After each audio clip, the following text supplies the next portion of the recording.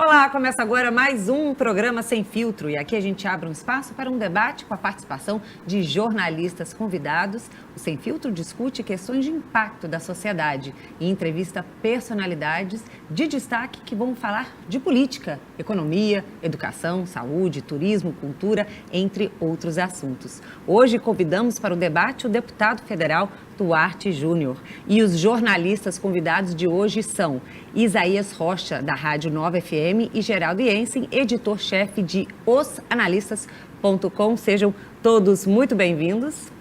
E estamos conectados com você por meio das mídias sociais, pelos endereços que aparecem aí na telinha.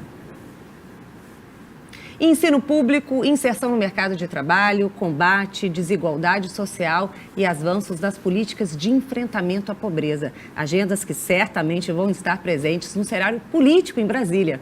E é sobre este e outros assuntos que o Sem Filtro de hoje entrevista o deputado federal do PSB do Maranhão, Duarte Júnior. Mas antes da entrevista, a gente vai conhecer um pouquinho sobre a sua trajetória. Vamos lá.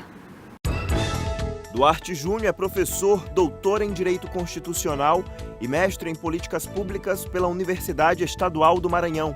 Foi presidente do PROCON-MA entre 2015 e 2018. Em 2018, foi eleito deputado estadual pelo PCdoB, sendo o mais votado na capital maranhense. Na Assembleia Legislativa, apresentou 98 leis aprovadas no campo educacional, defesa dos animais, direitos do consumidor e na inclusão das pessoas com deficiência. Em 2022, Duarte avançou para a Câmara dos Deputados e foi eleito com 111.019 votos. Muito bom, quero novamente cumprimentar todos e agradecer a participação no programa de hoje. E vamos falar para um assunto mais recente, é a sua indicação, deputado, para a vice-liderança da bancada do PSB na Câmara dos Deputados. Sabemos que é uma disputa por agendas na aprovação de projetos na Câmara, ela tem um desequilíbrio aí de forças, considerando a maioria dos deputados eleitos do partido do PL. Como é que está esse cenário e como que o senhor vai desenhar essas estratégias e alianças em Brasília? Seja bem-vindo. Muito obrigado, Josi. É um prazer estar aqui contigo, Isaías, Geraldo, grandes amigos.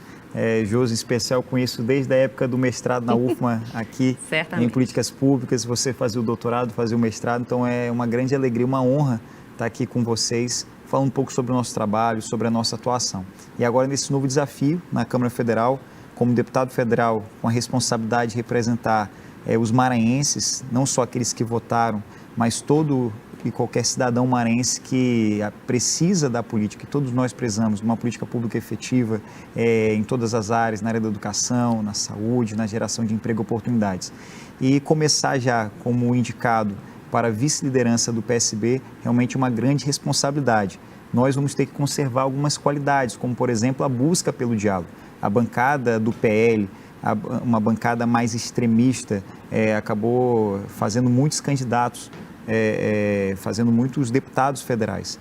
Então, com certeza, o desafio é apaziguar os ânimos, deixar os debates de eleição para o período eleitoral e colocar em prática um sentimento de que não existem dois Brasis. Existe um Brasil e nós precisamos nos unir naquilo que nós temos em comum. Somos todos diferentes, precisamos respeitar as diferenças e buscar dialogar. O PSB ele tem muito essa característica, não é um partido de extrema, direita e esquerda, mas é um partido que busca dialogar e que agora conta com 3 ministérios, com o vice-presidente da República, o Geraldo Alckmin, e com certeza vai representar um bom papel no Congresso Nacional. Vamos abrir, Isaías? Não, Geraldo, perdão. Pô, não, tá na ponta da língua, Isaías? Então, vai lá, Geraldo, você. Eu só queria emendar, para continuar nesse assunto, deputado, a gente está no meio de um processo da união entre o PP e o União Brasil, que durante a conclusão desse processo aí vai se transformar na maior bancada da casa e vai ficar bastante forte, inclusive aqui no Maranhão. E à frente do PP e dessa união entre eles em nível nacional, nós teremos o seu colega, o deputado Fufuquinha, que vai ficar bastante forte no Estado. Como é que o senhor avalia essa junção destes dois partidos que já são grandes, se eles fizerem a federação, vai ficar mais poderoso ainda. Acha que vai ser impactante durante as votações lá no Congresso? Olha, já são partidos que têm características muito semelhantes, não são partidos com características muito ideológicas, mas são partidos ali de centro, e com certeza vai aumentar a representatividade com o maior número de parlamentares. Claro que isso representa força nas votações, representa a busca por mais espaços dentro dos governos, tanto do Estado quanto do governo federal. Eu acredito muito na liderança do Fufuca. O Fufuca é um jovem que já tem um destaque nacional, é muito respeitado, tem uma grande relação de amizade com o presidente da Câmara, o Arthur Lira. Tenho conversado bastante com ele nesse período em que tomei posse para deputado federal, sempre conversamos bastante, buscando melhorias para a cidade de São Luís e para o estado do Maranhão. E, no caso, essa união não é algo incomum. Não está acontecendo só entre o PP e a União Brasil, está acontecendo também com o PSB. O PSB e o PDT, a gente tem conversado bastante no Congresso Nacional para que a gente possa unificar essas bancadas. O PDT reduziu o número de parlamentares, hoje tem 17, o PSB também houve uma redução, caiu de 34 para 14, então a tendência é que haja essa união. E é um novo momento.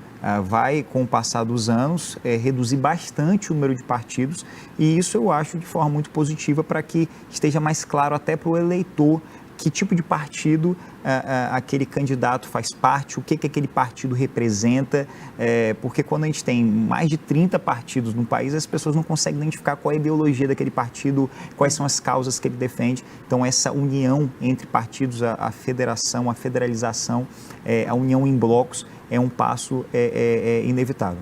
Primeiro, parabéns aí pelo início do trabalho. Qual o seu principal projeto para estrear Brasília aí com essa projeção não só a nível de país, mas também a nível de Maranhão?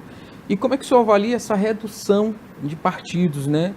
Ou pelo efeito da cláusula de barreira, ou pelo efeito de uniões, né, que formam aí as chamadas federações. Isso também não dificultaria, por exemplo, a possibilidade de um ou outro político sonhar com uma ou outra disputa majoritária nos estados de origem, por exemplo? Eu vejo de forma muito positiva, Isaías, porque tudo passa por um processo. A gente percebe que essa grande quantidade de partidos não traduz, por exemplo, a possibilidade, o aumento da possibilidade de alguém ser candidato a vereador, a prefeito, a algum cargo eletivo. Pelo contrário, a gente percebe que os caciques acabam tendo domínio de 2, 3 partidos, muitos desses partidos de gaveta, para fazer negociação, para vender esses partidos, e não por uma ideologia, não por um projeto de cidade, não por um projeto de país. Então, eu vejo de forma muito positiva, porque quanto mais reduz a quantidade de partidos, mais aqueles candidatos passarão por um crivo social, vão ser candidatos que representam um movimento social dentro do próprio partido, uma liderança dentro do próprio partido, e com certeza a gente vai ter candidaturas que tenham maior representatividade. Quanto aos projetos, eu tenho causas que são inegociáveis. A defesa do consumidor, vim do PROCON, sou advogado, a luta pelo direito das pessoas com deficiência, tenho a honra de ser o primeiro deputado do estado do Maranhão a contratar uma pessoa com deficiência para compor o nosso time de gabinete. Minha primeira lei da minha vida, 2019, foi sobre os direitos da pessoa com deficiência, inserção na identidade, sobre condições de saúde, se tem autismo, se tem síndrome de Down, para não ter aquele constrangimento de ter que andar com papel para demonstrar se tem algum tipo de deficiência. Nem toda deficiência está estampada no rosto. Então, isso foi algo que foi fruto de muita reclamação na época que eu era presidente do Viva, e quando fui deputado estadual, a gente inseriu na identidade, o RG+, essas questões. O Luca, meu filho, desde quando eu recebi o diagnóstico de que ele tem trissomia do cromossomo 21, a situação ficou muito mais forte para mim, porque eu passei a conhecer um pouco mais de perto. Inclusive, tem uma frase que as políticas das pessoas com deficiência usam a partir desse ano, foi atualizada, que é conosco e sobre nós, né? Então, é uma causa também que eu vou levantar e estou levantando com muita força no Congresso Nacional. defesa do consumidor, pessoa com deficiência, a causa animal, foi eleito vice-presidente da Frente Parlamentar sobre o direito dos animais e também educação. Sou professor, sou deputado estadual, fui o deputado estadual que mais recursos mandei para a educação, com mais ações, bolsas para professores, bolsas de estudo, reformas de escola, programa Escola Digna, distribuição de vale-livros e na Câmara Federal não será diferente. Nós estamos caminhando um projeto que visa garantir a renegociação de dívidas do FIES. O combate a esse superendividamento, que abarca duas questões: a defesa da educação pública de qualidade, está lá previsto no artigo 206, inciso 4 da Constituição, e também o combate ao endividamento, pois muitos são os consumidores que entraram na universidade particular, são beneficiados pelo FIES, mas o atual molde do programa diz que ele vai começar a pagar 1 ano após a formação.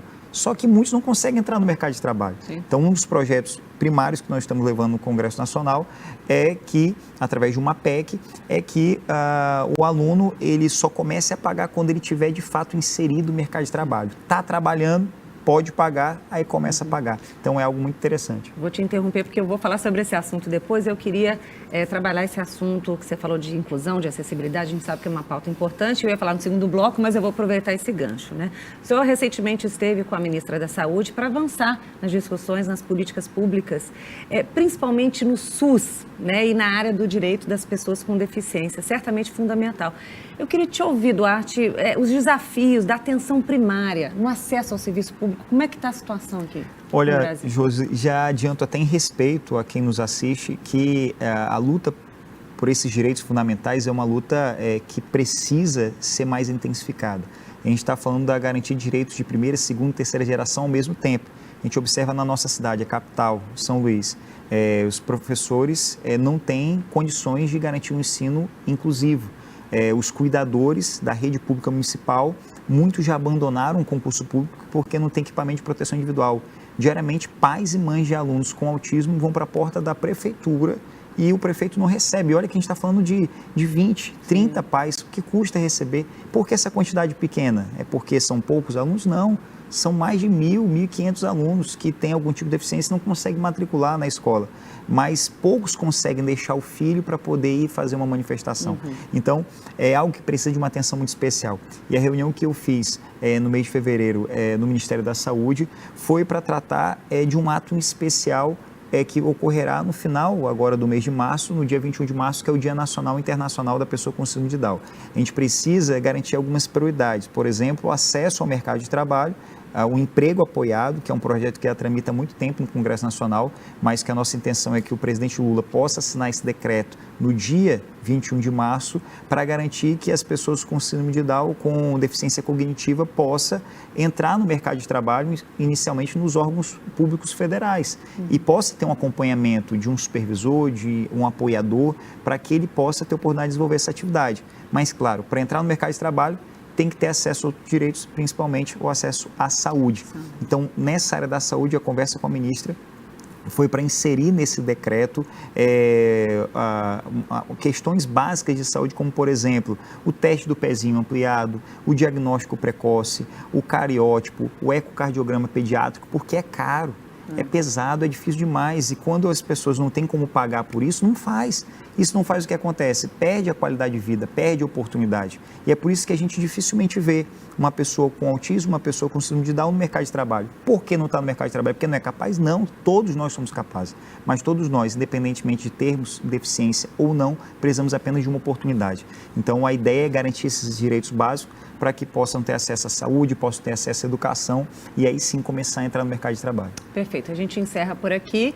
O nosso entrevistado de hoje é o deputado federal Duarte Júnior e a gente volta já já.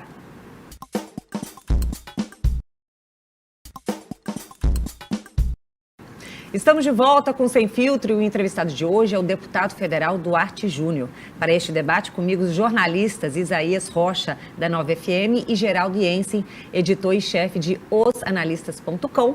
Não esqueça de conferir o nosso programa pelas mídias sociais, nos endereços que aparecem lá na telinha para você, está tudo lá para você. Duarte, vou abrir ainda falando sobre essa questão da inclusão, da acessibilidade. A gente sabe que desenhar e implementar políticas públicas de saúde de forma eficaz, com intervenções eficazes, é um desafio, né? Mas uma das coisas que a gente estava conversando durante o intervalo também é a preparação desses profissionais, né? A abertura de vagas para você ter profissionais preparados para receber as pessoas, né, com deficiência e garantir, de fato, esse direito, esse acesso. Como que você também tem articulado essas questões? Olha, Josi, esse é um grande desafio, porque o acesso a esses direitos são muito precários hoje. O que acontece no governo do Estado? O governo do Estado abriu 2 canais, está abrindo agora um terceiro, que é a Casa de Apoio Ninar, o TEA 12+, e o SER do Olho d'Água. Então, a demanda no Estado ela é muito grande para só esses 3 canais para garantir atendimento de físio, fono, TO, psicopedagogo, uma série de profissionais que são essenciais para a qualidade de vida e para a progressão dessas pessoas. Mas a gente vê, por exemplo, a nossa cidade, a capital, ela não tem acesso a isso. Não tem um canal onde na Prefeitura de São Luís, no Poder Público Municipal, tem acesso a esses profissionais que não é uma rede cara. Se a gente tiver uma média de 20, 22 mil reais por mês, a gente consegue garantir essa rede de atendimento para atender uma média de 150 famílias. E é possível fazer isso, é um valor muito baixo. Então, o que eu pretendo fazer, que nós já estamos buscando fazer como deputado federal? Inclusive recursos para que a gente possa garantir o mais rápido possível. Garantir recursos para que a gente possa ampliar essa rede, inclusive mandando recurso federal para a Prefeitura de São Luís, para o governo do Estado e para instituições como a APAI. A APAI de São Luís já funciona muito bem, por exemplo, no teste do pezinho, e se a gente garante a melhoria daquela estrutura e a ampliação dessa estrutura, a gente consegue garantir que essa APAI de São Luís seja um canal também para o acesso a esses profissionais. Então, essa é uma questão que a gente tem enfrentado bastante como deputado federal já nesse início de mandato, que é uma prioridade inadiável, e eu acredito que ainda esse ano a gente vai conseguir contribuir para a ampliação desses canais. Perfeito. Geraldo? Então, vou continuar nesse assunto, deputado. Eu estava me lembrando aqui, quando o senhor estava falando, que um tempo desse, os moradores dos prédios ali do Renascença foram obrigados a fazer aquelas rampinhas para cadeirantes e tal. Quase todo mundo fez, que eu vejo ali, eu que sou síndico, inclusive, fizemos o nosso condomínio, todo mundo fez. Agora é o seguinte, até às 8 horas, Josi, o espaço do cadeirante está lá. Das 8 para frente, sempre tem um carro estacionado na frente delas. E não é nem de uma, nem de duas, é de todas, absolutamente todas. Falta água, um dia sim, um dia não. Às vezes falta todos os 2, mas a gente não tem onde estacionar o carro-pipa para abastecer o carro. Eu nunca vi um fiscal da SMTT lá cuidando daqueles espaços para os cadeirantes que a gente fez com muito custo. Os espaços entre as avenidas, Isaías, que é para os cadeirantes também, é usada por motoqueiro, que também não sabe o que é contramão, que é causa de uma percentagem enorme de acidentes na nossa cidade. Então, aqui na municipalidade, o senhor que já foi candidato a prefeito, é possível resolver isso aí ou é um trabalho de Sísifo? Ou é covardia, como um termo que o senhor usou um tempo desse para designar o prefeito? Olha, quando eu falei da covardia, foi quando do aumento no valor da passagem de ônibus à véspera do Carnaval, sem diálogo e de forma ilegal e imoral. Porque quando a gente observa o contrato de concessão de transporte público feito em 2016, o prefeito ele se atém a uma cláusula onde diz que sim, tem a data base para o reajuste tarifário uma vez por ano em janeiro, onde ele devia preventivamente contratar estudos, fazer um debate com rodoviários e com empresários para que não houvesse sempre essa ameaça de paralisação. O problema é que o prefeito só discute transporte público em época de eleição ou diante de uma nova paralisação. Então não age preventivamente, que é uma característica de todo bom gestor, prevenir problemas e evitar que eles existam. Além disso, a cláusula 4.6 do contrato de concessão diz que o prefeito ele também pode reduzir a tarifa, não só aumentar. E tem fundamento para redução, cláusula 5.1 e anexo 1, tabela 5 do contrato, se minha memória não falhar. O que diz essa tabela 5? Diz que 80% dos ônibus agora, em 2023, tem que ter ar-condicionado. Quem está nos acompanhando aqui, usa o transporte público, é consumidor do transporte público, sabe que não tem ar-condicionado nos ônibus. É um dos índices que não está sendo cumprido. Ora, se não está sendo cumprido, como é que vai aumentar? Aí ele fala, não, vamos aumentar para cobrar. Não, primeiro cobra, fiscaliza, exige qualidade, tendo qualidade aí se pensa em aumentar o valor cobrado do consumidor.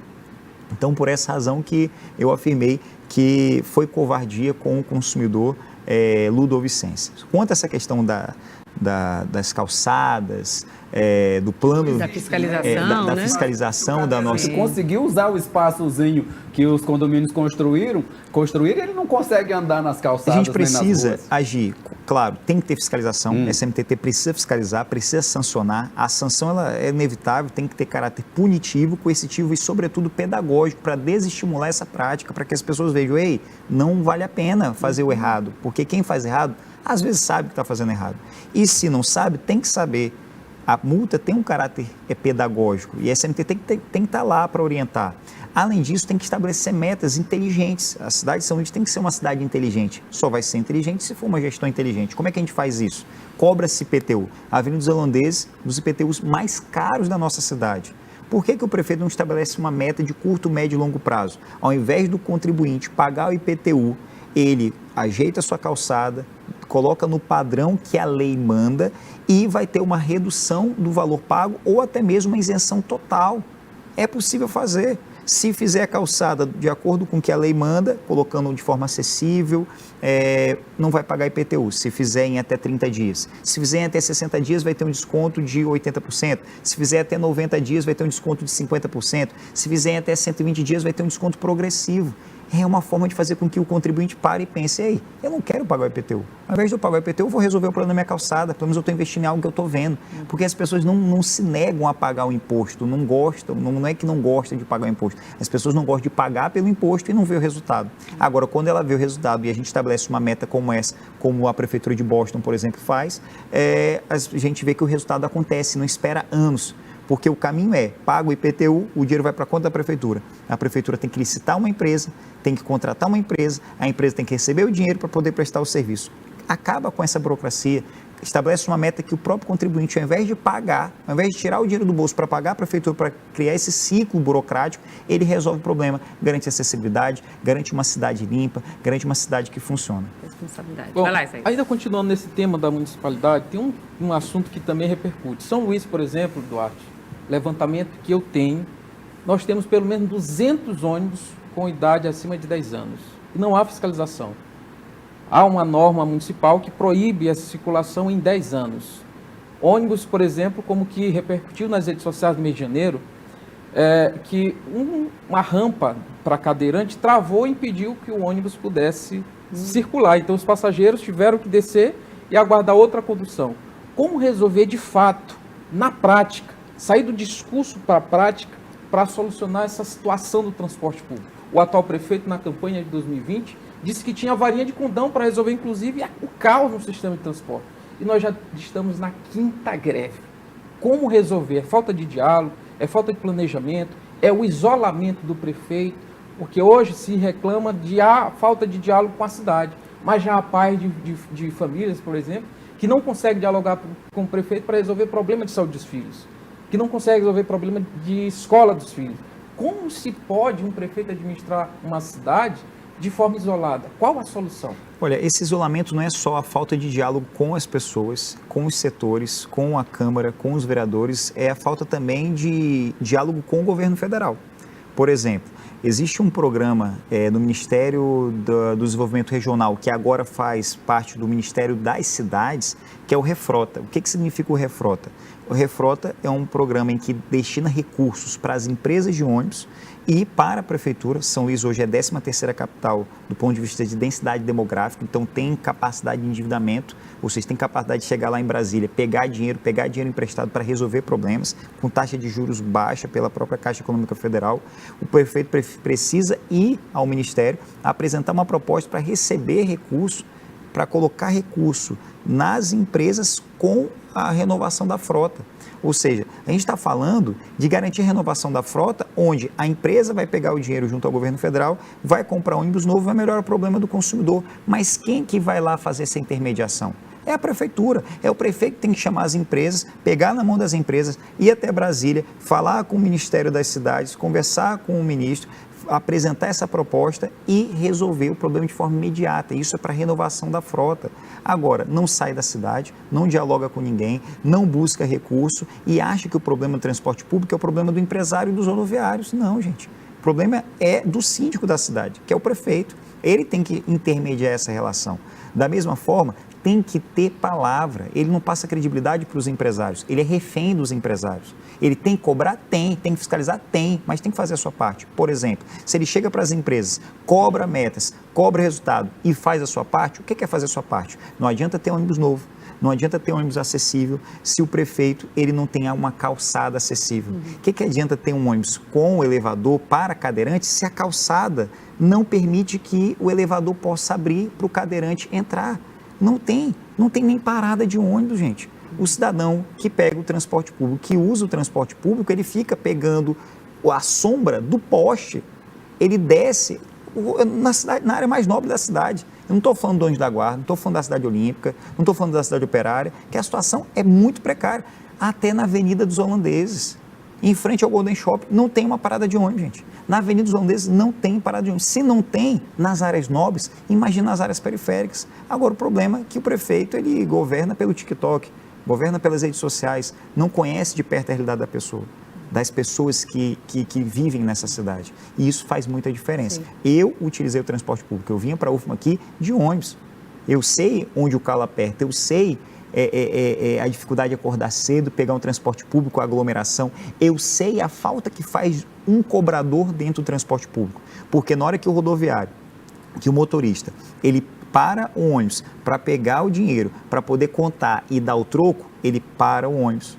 Ele gera mais congestionamento, ele demora, o transporte fica ainda mais demorado, falha na prestação de serviço. Então, é só quem usa, gente. Só quem conhece tá na prática, não pela planilha, sabe como o transporte público São Luís é precário. Vamos aproveitar. Vai lá, pode. Só um pedacinho mais para acrescentar nisso bem aí. O senhor estava falando isso aí, deputado, eu me lembrei da sua luta, da sua batalha quando o senhor era estadual, com relação ao suposto cartel do combustível.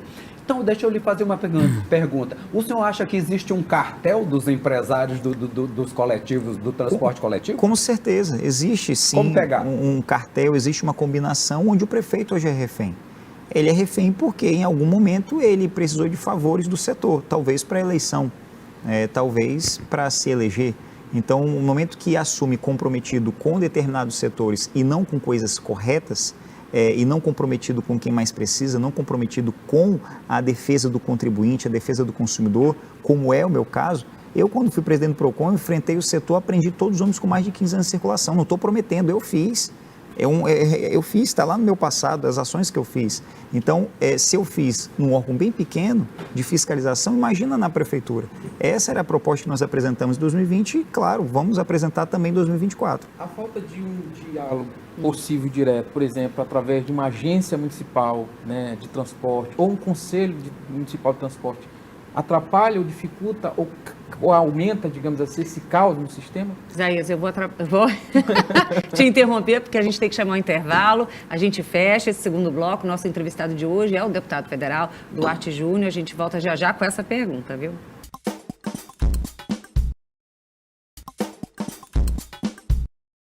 Voltamos para o nosso último bloco e o nosso entrevistado de hoje é o deputado federal Duarte Júnior. Comigo aqui hoje ampliando este debate, um time de jornalistas convidados aqui no estúdio da TV UFMA, Isaías Rocha, da Nova FM, Geraldo Jensen, editor e chefe de osanalistas.com. Lembrando que este programa está também disponível no nosso canal do YouTube, das mídias sociais, está tudo lá para você. Isaías, eu vou abrir com você novamente, pode repetir a pergunta. Eu vou ampliar ela, né, complementando a pergunta que eu fiz anterior. A falta de uma agência municipal de transporte, um conselho municipal de transporte, dificulta essa situação e aumenta o caos? Outra questão, você como deputado federal e como um advogado deve saber que o transporte passou a ser um direito, assim como saúde e educação. Só que diferente de saúde, que tem o SUS, e de educação, que tem o Fundeb, transporte não tem um financiamento. Duarte, como resolver essa situação no plano nacional e no plano municipal? Olha, existem fontes de recursos federais. Por exemplo, no ano passado caiu na conta da prefeitura mais de 6 milhões de reais federais, verbas federais, para pagamento de passagens de idosos. Ou seja, o idoso tem a gratuidade. é uma lei federal. Quando ele acessa o transporte público e utiliza ele gratuitamente, o governo federal coloca na conta da prefeitura 6 milhões de reais. Ou seja, claro que precisa de recurso para melhorar o transporte, mas o recurso não é só para comprar ônibus novo. A gente precisa também pensar novas vias de transporte. São Luís ela acaba se tornando refém também por causa disso. É só o transporte através de ônibus, é só essa via que o consumidor tem na nossa cidade. A gente precisa pensar em outros modais, em outras alternativas, dialogar essas alternativas para que o contribuinte, o consumidor, ele possa ter melhor acesso do direito de ir e vir. Além disso, além dessa questão de ter acesso a mais recursos, é preciso ter gestão com seriedade, não só pensar em fiscalizar, cobrar, mas fazer a sua parte, dialogar. É preciso que o prefeito veja que as empresas, os rodoviários, precisa ter um grupo de trabalho, de diálogo permanente. Não é só debater o transporte quando tem greve, gente. Por isso que ele se torna refém. Não é não receber as empresas. Não, isso não significa corrupção, é receber. Vem cá, como é que está o setor? O que está acontecendo? A gente está tendo muito custo com pneu, com reparação de veículo, porque a rua está esburacada. O quê? Rua esburacada? Vou fazer uma frente de pavimentar todas as vias por onde os ônibus passam. Se ele garante um asfalto de qualidade, de verdade, não fica gastando dinheiro aí reformando a litorânea, que não estava numa condição ruim. Não sou contra fazer a pavimentação da litorânea. Agora não é prioridade. Se a gente vai na cidade operária, na cidade olímpica, a gente vê que as ruas estão totalmente esburacadas. Se a gente passa pelas ruas que são linhas de ônibus e estão todas esburacadas, por que não pega esse recurso? Mais de 25 milhões de reais e não foca na pavimentação das ruas que são utilizadas pelo transporte público. Isso é um gesto para mostrar para as empresas, estou melhorando a qualidade do asfalto, melhorando a qualidade das vias e reduzindo os custos de vocês. Então é um conjunto de ações que com técnica, com seriedade, a gente consegue resolver o problema de transporte e mobilidade da nossa cidade. Geral. Embora a gente ainda esteja tão distante das eleições, né, Isaías? Mas não se fala noutra coisa. Aqui é uma mania colocar o carro na frente dos bois. Assim foi com a questão do governo do estado, né, Isaías? Aonde que nós chegamos nisso, deputado? Nós chegamos em um gigante grupo aliado do governo. O governo foi lá e elegeu quem quis para a Assembleia Legislativa, elegeu quem quis para o TCE, passando por cima de tudo e de todos, e essa vontade não é contrariada.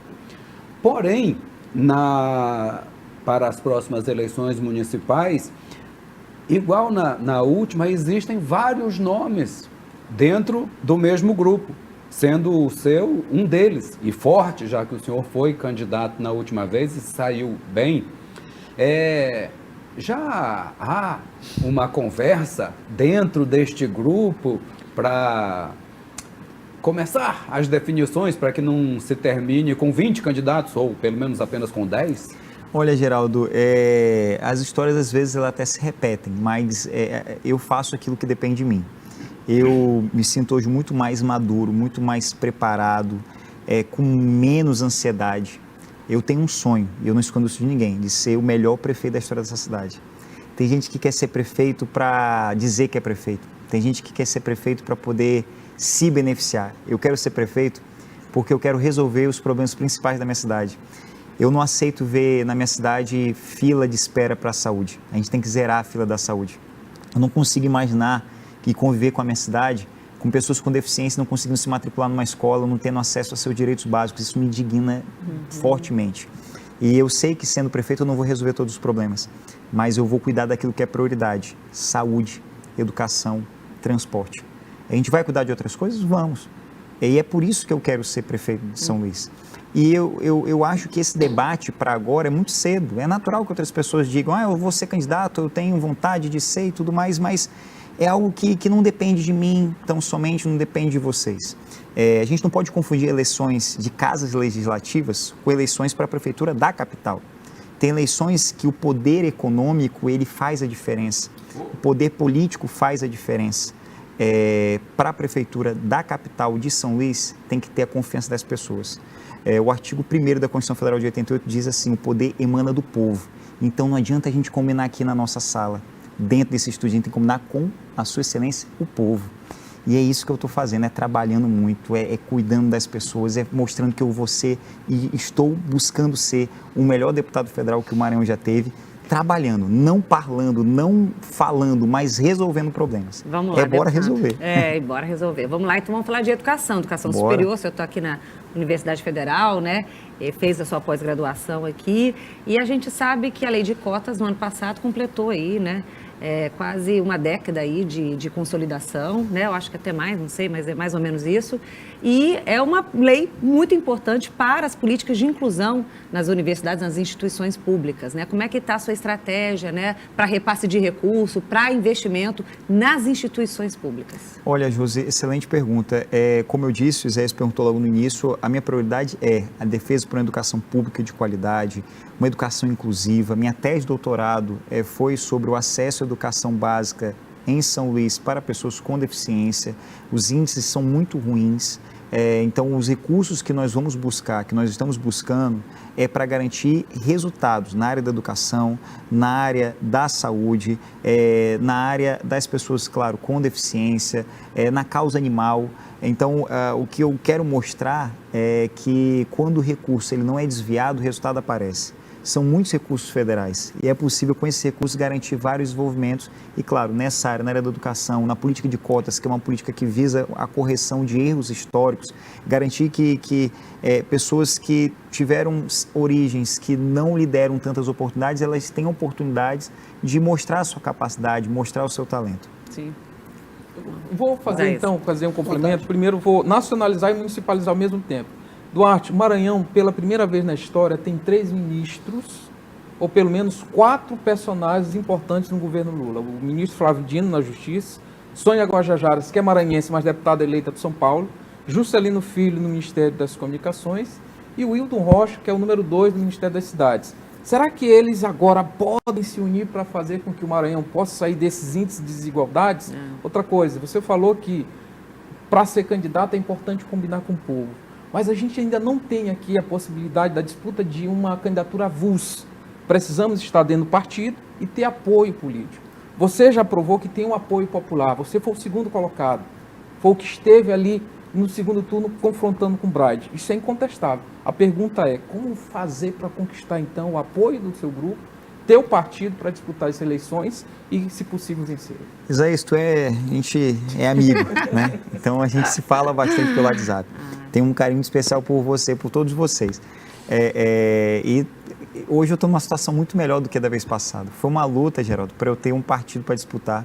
Eu estava num partido... Até que encarar o Republicanos, né? Pois é, eu fui para o Republicanos assim, em cima da hora. Inclusive, tenho uma ótima relação com o Marcos Pereira, fui meu colega de turma no doutorado lá no IDP em Brasília. Mas eu tive que mudar de partido em cima da hora.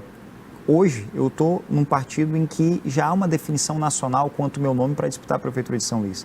Estou no PSB, partido do governador Carlos Brandão, partido do ministro da Justiça Flávio Dino, partido do Geraldo Alckmin, vice-presidente do Lula, vice-presidente da República, ou seja, estou no partido certo. Foi um movimento que lá atrás eu fiz um movimento de coragem, porque eu saí da campanha para a Prefeitura de São Luís e tive ofertas para ir para vários partidos, praticamente todos me convidaram. E eu escolhi para o PSB, mesmo não tendo certas coisas que eu teria em outros partidos. Mas fui o primeiro a ir para o PSB após o Flávio Dino. Ou seja, o primeiro a ser convidado fui eu, e eu fui. Então, esse gesto na política faz muita diferença. Então, hoje eu já tenho um partido para disputar, há um alinhamento nacional, o Siqueira sabe da nossa candidatura, está confirmada a nossa pré-candidatura, é algo que a gente vai deixar claro um pouco mais para frente, porque agora é hora de trabalhar. O ser humano comum que está em casa acompanhando, peço até desculpa, porque eu estou respondendo a pergunta, mas o povo que está em casa está preocupado em como colocar dinheiro no bolso, comida na mesa, buscar acesso à saúde, buscar acesso a oportunidades. Só os políticos profissionais, eu não sou político profissional, não venho de uma família de políticos, é que discutem político o tempo todo. Ganham uma eleição, já pensam em outra eleição, e é algo terrível, terrível. Eu acho que a maior vantagem que tem é o Senado, que é eleição de 8 em 8 anos, né? Mas é só o político que gosta de ficar discutindo isso toda hora. E quanto à sua segunda pergunta, eu acredito que nenhum de nós temos o direito de errar, porque o Maranhão está no seu melhor momento, estadual e nacional. Então agora não tem desculpa, há um alinhamento direto com o governo federal. São vários ministros maranhenses. O Brandão, por exemplo, tem mais de 10 11 amigos que são ministros, amigos mesmo, da época que ele foi deputado federal, da época que ele era vice-governador e viajava com ele para eventos nacionais e internacionais. Então, as pessoas precisam agora de resultado. É de ver problema resolvido, é ver, gente, o que vai acontecer agora, já que o meu presidente ganhou, o meu senador ganhou, o meu deputado federal ganhou, o meu deputado estadual, todo mundo ganhou, então o que eu vou ganhar com isso? Então é a hora de unir forças. Por exemplo, o Hildo é de uma oposição ao Flávio, esquece isso, pelo amor de Deus, esquece, é se unir pelas pessoas e para as pessoas. É isso que eu estou levando para o Congresso, assim, estou levando de coração muito, muito, muito cheio de esperança. Eu não sei se aconteceu com vocês, mas desde que eu virei pai, e não só pai da Judite, que é minha cachorrinha, mas pai do Luca, a minha visão sobre a vida, sobre as pessoas, sobre a política, mudou muito, muito. Eu não posso mudar o outro, mas eu posso mudar, eu posso fazer diferente para tentar fazer a diferença. Então, eu estou indo assim com o coração muito aberto para poder dialogar com os diferentes, sem rancor, porque o que importa é honrar a confiança das pessoas. Perfeito, Isaías. Isaías não, Geraldo. Essa diferença é absolutamente notável, viu, deputado? Eu acho que ser pai é muito bom. Mas, Isaías, é porque eu sou uns 2 anos mais velho do que vocês e eu me lembro de um outro tempo onde nós também tivemos muitos nomes, muitos maranhenses lá como ministros, a exemplo de Zé Reinaldo, de Alexandre Costa, de Lobão e outros aí que eu não me lembro o nome porque não continuaram marcando. Ou seja, não é inédito isso. E agora nós temos lá por cima um grupo assim que é meio remanejado. Então, uma pergunta certa, deputado, o Grupo Sarney está de volta ao Maranhão? Olha, na verdade, não está de volta, sempre esteve, né?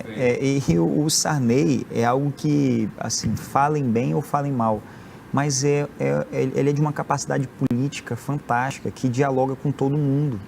Então, é algo que pode até não gostar, mas é preciso respeitar. E, quando possível, até ouvir dialogar, né? Eu acho que é momento de diálogo, né? O próprio prefeito de São Luís, perdi a eleição passada para ele, mas se ele tivesse disposição, eu dialogaria com ele. O próprio governador Brandão, há muito tempo eu falava, Brandão, vocês precisam conversar. Há muito tempo vocês precisam conversar. Ele que não queria receber Brandão, impressionante. Agora, recentemente, fevereiro, que recebeu, o Brandão recebeu ele, agora que ele quis sentar com o Brandão. Então a gente tem que parar com essas coisas, gente. É igual um jogo de futebol, o time Flamengo e Vasco, Mota e Sampaio não se cumprimentam na frente ali, no início da partida, quando começa o jogo não brigam e tudo mais, às vezes tem até pancadaria, mas termina o jogo, não se cumprimentam, troca a camisa. Por que vai ter essa guerra, esse ódio? Ninguém ganha com isso. Deputado, o senhor tem conversado bastante, né, com o Ministério da Justiça, né, e destinado, né, se comprometer a destinar recursos, né, para a compra de viaturas para as delegacias, né, inclusive especializadas de proteção animal. Como é que tem sido essa articulação lá com as secretarias em Brasília e, de fato, que tipo de recurso mais pragmático virá aqui para o Estado? Olha, recebi já o secretário de Segurança, o Coronel Leite, em fevereiro, a secretária da Mulher, a Célia Salazar, ambos com projetos para viabilizar recursos, né? Por exemplo, no caso das políticas das mulheres, tem a Patrulha Maria da Penha, tem o ônibus Lilás, que leva acesso a exames, consultas, orientação. No caso da Secretaria de Segurança, além da Patrulha Maria da Penha, tem também as viaturas para o combate aos maus tratos, ou seja, crimes contra os animais, tem que pegar quem está cometendo crime, tem que levar para a delegacia, vai ter uma delegacia especializada em crimes contra os animais aqui no Maranhão e também no resgate, né? Ou seja, uma viatura também para o Corpo de Bombeiros. Isso já são compromissos que nós vamos fazer. Outras questões relacionadas a obras que eu já posso adiantar, também relacionado ao castramóvel, né? Um programa de castração que nós fizemos como deputado estadual, castramos mais de 10 mil animais e como deputado federal nós pretendemos fazer pelo menos 4, 5 vezes mais do que isso, através da Universidade Estadual. estadual e também através da Secretaria de Saúde. E isso são algumas ações que já estão engatilhadas para que possa ser realizado. Mas, como eu disse já e repito, meu objetivo é garantir também o atendimento a essa saúde da pessoa com deficiência, com físio, fono, terapeuta ocupacional, ampliar essa rede, não só a Casa de Apolinar, o TEA 12+, o CEA do Olho d'Água, não é o suficiente. Então, o objetivo é garantir recursos para ampliação desse serviço. Ótimo. Dá até para mais uma pergunta. Como é que está... É para encerrar, né? É para encerrar. Como é que está o clima lá em Brasília, deputado, depois daqueles acontecimentos do começo do ano extremamente violentos, onde, por exemplo, é de chorar ver aquilo que fizeram com as obras de arte do Congresso. E como é que é o trato entre os remanescentes bolsonaristas que ainda se utilizam de estratégias violentas? Olha, de fato, muitos apoiadores do Bolsonaro foram eleitos, né? Então, o clima no plenário não é daqueles mais amistosos. Eu até chamei a atenção num dos meus primeiros discursos quanto a isso. A gente tem que se unir pelas pessoas. Aquela briguinha de A contra B, de extrema direita contra extrema direita, não vai resolver o problema de ninguém. Vamos se unir naquilo que a gente tem em comum, naquilo que é importante para todos. O próprio Arthur Lira chamou a atenção, porque o clima está muito pesado. A gente acredita espera que haja uma redução de ânimos, né? Que haja uma apaziguada nessas relações, porque ninguém ganha com isso. Claro que é inevitável no parlamento esses debates, ainda há um compartilhamento de muitas mentiras. Teve um parlamentar de outro estado que foi à tribuna em fevereiro para dizer que, no início de fevereiro, para dizer que alguns daqueles que lá estavam presos pelo atentado do dia 8 de janeiro estavam há meses sem contato com a família e sem qualquer tipo de assistência, que inclusive, abre aspas, tinha sido diagnosticado de câncer dentro do presídio.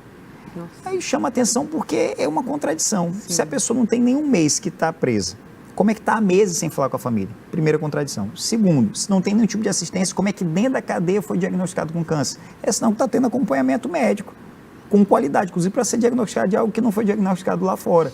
Então, são essas contradições que a gente percebe que o discurso é raso e mentiroso. Então, isso não leva ninguém a lugar nenhum. Pelo contrário, tira das pessoas a confiança na política e nos políticos, e a gente pretende eliminar isso com a maior brevidade possível. Temos que fechar o programa de hoje. Infelizmente, nosso entrevistado de hoje é o deputado federal Duarte Júnior. A gente falou de assuntos, né, que certamente interessam, né, estão na Câmara lá na Brasília, formulação, ampliação de políticas públicas, tanto em nível nacional como aqui no estado. Eu quero agradecer a participação dos jornalistas convidados no programa de hoje: Isaías Rocha, da Nova FM, Geraldo Yensen, editor e chefe de osanalistas.com. Deputado, as suas últimas considerações, por favor. Te agradeço, Josi, parabenizo aqui pela TV UFMA. Obrigado, Isaías. Obrigado, Geraldo. É um prazer estar aqui com vocês. Agradecer a todos que estão acompanhando. Espero que tenham gostado da entrevista.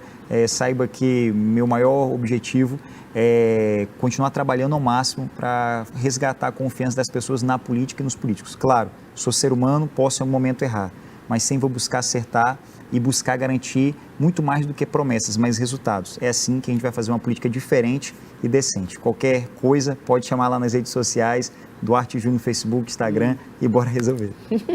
Mais uma vez, então, grata a participação de todos no debate. O Sem Filtro fica por aqui. Obrigada mais uma vez pela sua audiência e te espero na próxima semana. Até lá!